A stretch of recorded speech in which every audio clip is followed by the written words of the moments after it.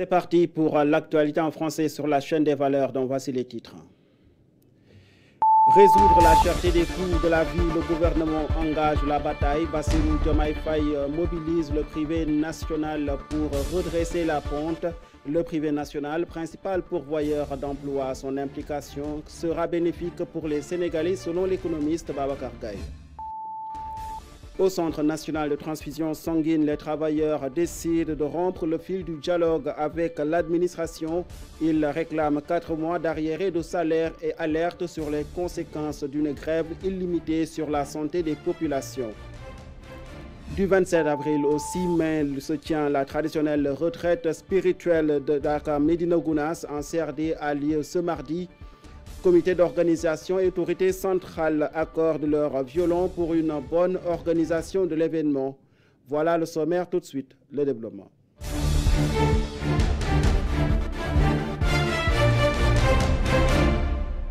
Mesdames, Messieurs, bonsoir et bienvenue. Risque de panique à l'Assemblée nationale entre la majorité parlementaire et le gouvernement sénégalais. Le groupe parlementaire Benno Bokk Yakaar de l'Assemblée nationale noue le fil du dialogue interne dans le souci d'harmoniser les positions sur toutes les questions d'intérêt national sans compromis ni compromission, mais également les députés de la nouvelle opposition à l'Assemblée nationale ont réitéré leur rattachement au respect de la Constitution et des lois républicaines sénégalaises. Le groupe parlementaire qui s'est félicité d'ailleurs de la bonne tenue de l'élection présidentielle du 24 mars 2024. Le Sénégal est un pays à la tradition républicaine exemplaire, capable de faire preuve de résilience après toutes les épreuves, a déclaré le groupe parlementaire Benno Bokk Yakaar dans un communiqué publié.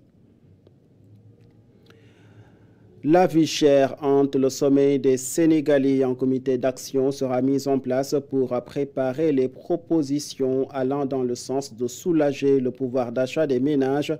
C'est ce qui ressort en tout cas de cette rencontre entre le chef de l'État Bassirou Diomaye Faye et le patronat sénégalais sur les attentes du privé national et les priorités du gouvernement. Une rencontre bien saluée par les acteurs en ce sens qu'elle participe à l'apaisement du climat social, nous dit Alioune Seck. Dans son discours du 3 avril dernier, Bassirou Diomaye Diakhar Faye avait réitéré son appel au sursaut national. Le chef de l'État avait alors appelé le privé national à investir davantage dans des secteurs de croissance comme l'agriculture, la pêche et l'élevage. Le Sénégal pour les Sénégalais d'abord, cela se passe par la matérialisation de la préférence nationale. Dans sa rencontre avec le secteur privé, le président de la République a signifié qu'il aimerait constater sa réussite sur l'évolution du secteur privé fort et engagé pour atteindre les résultats du programme qui fait de la souveraineté économique un des piliers essentiels. Selon Bassirou Diomaye Diakhar Faye, les politiques doivent changer, de même que certaines pratiques dans le secteur privé. Dernièrement, plusieurs initiatives ont été entreprises, mais elles se sont toujours terminées en queue de poisson.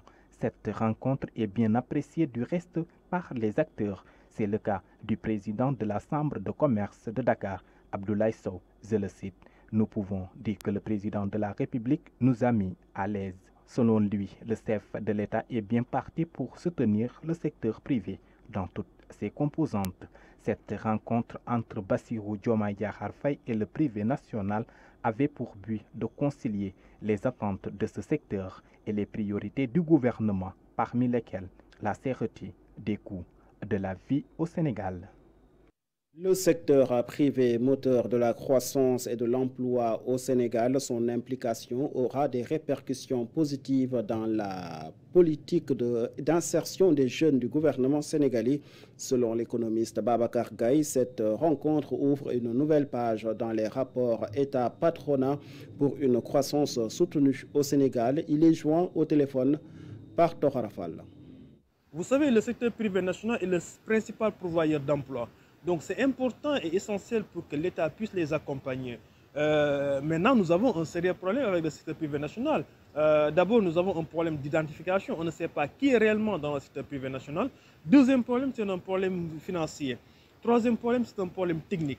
Parfois, le secteur privé national gagne des marchés, mais peine à exécuter ce marché-là. Parce que nous n'avons pas les ressources financières assez solides. Aujourd'hui, quand vous avez le secteur privé marocain, quand il vient avec Agitari Wafa Bank. Vous avez aussi le secteur privé turc, quand il vient avec les banques turques. Le secteur privé français, quand il vient avec Paris Bank. Le secteur privé chinois, quand il vient avec Dezing Bank. Mais nous n'avons pas un secteur privé, une banque qui peut accompagner le secteur privé national. Donc l'État gagnerait quand même à accompagner le secteur privé national. Quand on parle de la commande publique, aujourd'hui nous sommes à 2,5 à 3 milliards de francs CFA par année. Et de ce secteur privé national pouvait gagner ce marché-là. Mais ils ont un problème d'exécution, tant bien en termes financiers, comme je l'ai dit tantôt, en termes techniques aussi. Donc il est important que l'État puisse organiser encore une fois de plus un secteur privé national pour avoir une croissance endogène, pour avoir une croissance qui est inclusive et qui va amener qui va permettre quand même à ce secteur privé national de pouvoir recruter davantage donc, au niveau de la population active. La retraite spirituelle du Daka de Médina Gounass débute samedi prochain. À ce titre, un comité national de développement a réuni au ministère de l'Intérieur les bras techniques de l'État et le comité d'organisation. Plusieurs gages ont été faits sur instruction du chef de l'État pour la bonne organisation de cet événement. Les assurances du ministre de l'Intérieur, Jean-Baptiste Tine, qui s'exprime au micro de Mbaïnian. Ici, au ministère de l'Intérieur et de la Sécurité publique, la réunion nationale consacrée aux préparatifs du Daka de Médina Gounass, qui a été institué en 1942 par Terno Mohamedou Seydouba, un guide religieux. Son Excellence, M. Bassirou Diomaye Diakhar Faye, président de la République, et son Premier ministre, M. Ousmane Sonko, ont réitéré leur ferme engagement à accompagner tous les foyers religieux.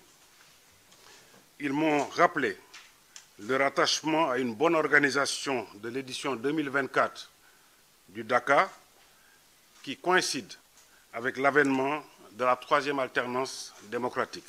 C'est pourquoi j'avais donné au gouverneur de la région de Kolda les instructions nécessaires pour accompagner le comité d'organisation dans la préparation de cet événement majeur de dimension internationale par la tenue d'un CLD, d'un CDD et d'un CRD, afin d'appréhender toutes les sollicitations qui concourent à sa réussite. Aujourd'hui, il s'agit pour moi d'évaluer en rapport avec les ministères sectoriels impliqués l'état de mise en œuvre des engagements qui ont été pris et d'apporter les mesures correctives aux difficultés identifiées. Au sortir de cet événement, le comité d'organisation du Daka de Médina Gounass affiche son optimisme suite aux engagements pris par l'État du Sénégal devant la presse. Plusieurs injonctions ont été portées à l'endroit des pèlerins désireux de se rendre à Médina Gounass pour assister à la traditionnelle retraite spirituelle. Des injonctions qui concernent l'aspect sécuritaire après le violent incendie qui s'est déclaré sur le site. C'était en 2017, Cheikh Ahmed Tidiane Gaye. Nous rendons grâce à Dieu d'avoir aujourd'hui assisté à la réunion nationale présidée par M. le ministre de l'Intérieur. Cette réunion vient achever les principales réunions qui ont été faites au niveau local et régional pour la bonne tenue du Daka. Aujourd'hui, M. le ministre a parcouru avec l'ensemble des services impliqués pour la bonne tenue du Daka. Des engagements ont été pris et nous, côté comité d'organisation, nous sommes satisfaits par rapport à tout ce que nous avons entendu ici aujourd'hui.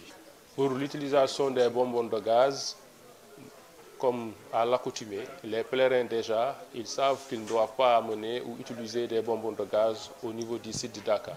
Et cette année en plus, vu le contexte et aussi la période au mois d'avril où il y a des vents, ils savent qu'ils ne vont pas amener ou utiliser des bonbons de gaz. Nous les réitérons aussi cet aspect. Je vous remercie. Nous restons toujours dans ce chapitre qui concerne la décentralisation. Après 120 heures décrétées de grève générale la semaine dernière, les travailleurs des collectivités territoriales ont décidé de passer à la vitesse supérieure. Ils ne comptent pas reculer d'un iota pour le respect des engagements signés avec l'État du Sénégal. C'est à ce titre que le collectif des agents municipaux du Sénégal a renseigné ne pas omettre d'aller vers le blocage des cimetières. On va bloquer tout accès au cimetière, même pour les inhumations. C'est malheureux, mais on doit le faire, a lâché Mohamed Sougou, agent municipal, membre de ce collectif. Et pour protester contre les conditions de travail difficiles, les travailleurs du Centre national de transfusion sanguine menacent d'aller en grève illimitée. Plusieurs prestataires de services réclament le paiement de 4 mois d'arriérés de salaire à l'administration de ce centre. Ce mercredi, ils étaient en sit-in dans les locaux de l'institution. Sur place, nous retrouvons Pape Morlo, Cheikh Oumar Tall. Le paiement de leurs 4 mois d'arriérés de salaire, c'est ce que réclame le collectif des prestataires de services du Centre national de transfusion sanguine. Le collectif compte reprendre le mot d'ordre de grève illimitée pour protester contre les conditions dérisoires qu'ils vivent. Avions tenu un sit-in suivi de grève pour faire part aux populations par voie de presse les conditions dérisoires de travail que nous endurions au CNTS et dont nous pouvons citer le non-paiement de nos salaires, avec des omissions fréquentes notées, datant depuis plus de 4 mois. Ce qui avait causé un manque notoire de poches de sang durant cette période, mettant en désarroi les patients en situation d'urgence transfusionnelle. Par la suite, une liste de doléances a été déposée au niveau de la direction. Et pourtant, le collectif avait rencontré les autorités administratives du centre à la veille de la fête de l'indépendance, après avoir démarré pour une première fois une grève illimitée, rencontre qui leur a convaincu de surseoir leur mot d'ordre avant les fêtes. Aussitôt informé de notre volonté de poursuivre la grève, le chef de service du CNTS, Dr Gueye, nous convia le dimanche 31 mars à une réunion. Il nous fit part de sa volonté à satisfaire nos doléances, nous demandant de surseoir notre mot d'ordre pour quelques jours, vu que des vies humaines en dépendaient, surtout en ces périodes de jeûne où la banque de sang souffrait du manque de donneurs. Il ne manqua pas de nous informer que devant l'urgence, le centre devrait impérativement trouver des moyens pour fonctionner. Le collectif lance un appel au nouveau gouvernement pour qu'il s'inquiète de leur situation afin de régler les problèmes du Centre national de transfusion sanguine au plus vite.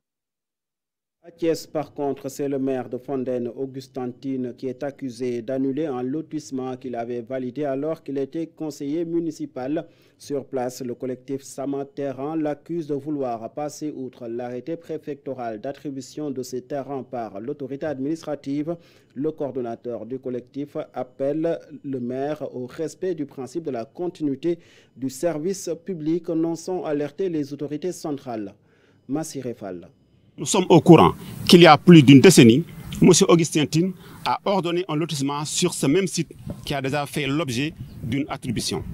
Le lotissement initial de Kermassamagé 2A, initié par le PCR sortant Pape Salumbay, devient alors Kaïda Diender avec le maire Augustin Tine aux grandes dames des premiers bénéficiaires, dont les actes administratifs régulièrement établis sont enregistrés sur les registres de la sous-préfecture de Kermoussa. Nous peinons également à entrer en possession de nos parcelles en ce qui concerne le lotissement de Kermassamagé 2. À ce niveau aussi, c'est la même stratégie qui est mise en œuvre par des individus qui ont eu l'audace de reprendre une partie d'un lotissement régulièrement effectué.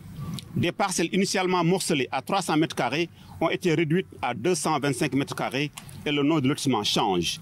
Kermassamagé 2 devient Kermassamagé 2 extension qui ne figure sur aucun registre et dont les parcelles nouvellement morcelées ont fait dans une large mesure l'objet d'une seconde attribution au profit d'autres personnes. Sur ce dossier, nous demandons au maire de Fandène, M. Augustin Tine, de se donner les moyens de faire respecter le lotissement initial au lieu de nous demander de porter plainte contre les auteurs de tel acte, car c'est lui que les populations à la base ont investi à la tête de la communauté rurale. Les impactés de l'autoroute Ila Touba, dont les parcelles se situent sur les plans d'alignement de Taofal, Kertiem Soare, Touba Peykoup et Kerdao de Sissé, attendent toujours une indemnisation de la part des autorités. Direction Ziguinchor, où la coordination de SAES, section Université Assane Seck, déclare ne jamais accepter aucune forme de prolongation d'un mandat du recteur à compter de la date du 20 mai 2024, date à laquelle son mandat devra prendre fin. La coordination a exigé aussi de l'administration rectorale le paiement sans délai de leurs dettes et autres primes dues aux enseignants. Alexandre Colly et ses camarades ont interpellé le ministre de l'Enseignement supérieur, de la Recherche et de l'Innovation afin de trouver solution à leurs doléances. Nous l'écoutons. Le mandat du recteur actuel prend fin le 20 mai 2024. Il faut signaler qu'à ce jour, ni le comité de validation et de sélection n'est mis en place, ni le dit appel à candidature n'est élaboré. Cette situation est d'autant plus préoccupante que la coordination n'acceptera aucune forme de prolongation d'un tel mandat à compter de cette date. En d'autres termes, elle s'opposera à toute forme de délégation spéciale à accorder à l'actuel recteur. C'est la raison pour laquelle la coordination SAES de l'Université Assane Seck de Ziguinchor interpelle le ministère de l'Enseignement supérieur, de la Recherche et de l'Innovation sur les mesures à instamment prendre afin que la continuité de service public puisse être assurée à partir du 20 mai 2024 dans le strict respect des textes de gouvernance. En attendant que la nomination du nouveau recteur. Aucun dilatoire ne sera toléré à ce propos. En outre, la coordination SAES de l'Université Assane Seck de Ziguinchor exige de l'administration rectorale le paiement sans délai des dettes dues aux pairs, heures complémentaires, voyages d'études, subventions et aux vacataires. Enfin, à ce rendez-vous d'information, merci de l'avoir suivi et très belle suite de programmes sur nos antennes.